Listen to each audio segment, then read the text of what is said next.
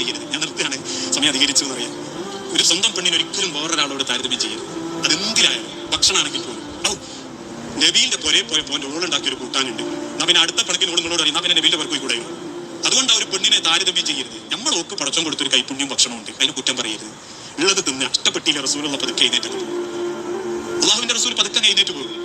കാരണം ഒരിക്കലും ഒരു പെണ്ണ് തിന്നാതിരിക്കാൻ ഭക്ഷണം ഉണ്ടാക്കൂല. ഞാൻ പറയലുണ്ട്, ഞാൻ നിങ്ങളോടും പറയാം, എനിക്ക് അധികവും എന്റേതാണോ അറിയാലേ, എവിടെ ചെന്നാലും ഭക്ഷണം കഴിക്കും. അതിന്റെ വീട്ടിൽ നിന്നല്ല, വേറെ എവിടെ ചെന്നാലും ചിലപ്പോൾ എനിക്ക് മുടി കിട്ടാറുണ്ട്. അറിഞ്ഞുകൊണ്ട് ഒരാൾ നമുക്ക് മുടിയിട്ട് ഭക്ഷണം തരൂലല്ലോ. ഞാൻ ഇവിടെ ഒരു വീട്ടിൽ ഭക്ഷണം കഴിക്കാൻ പോകുക, ആകുമ്പോൾ ഇങ്ങനെ കോരുന്നതിന്റെ അടുത്ത് മുടി ഇങ്ങനെ തൂങ്ങി. അപ്പൊ ഞാൻ എന്താ ചിന്തിക്കുക, അറിയാണ്ട് വീണതായിരിക്കും. അല്ലാണ്ട് ഒരു ഭാര്യയും മൂപ്പർക്ക് ഒരു മുടി കിടക്കട്ടെ എന്ന് കരുതിയിട്ടില്ല.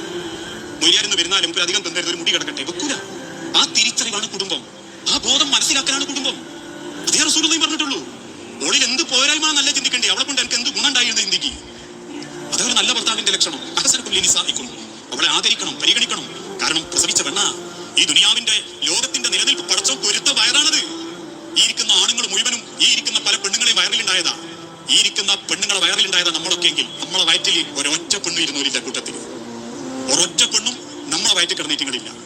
അതുകൊണ്ടാണ് റസൂലുള്ളാഹി സ്വല്ലല്ലാഹു അലൈഹി വസല്ലം പറയും, പെണ്ണിനെ ആദരിക്കണം, പരിഗണിക്കണം ഏത് രംഗത്തും. പ്രിയപ്പെട്ടവരെ,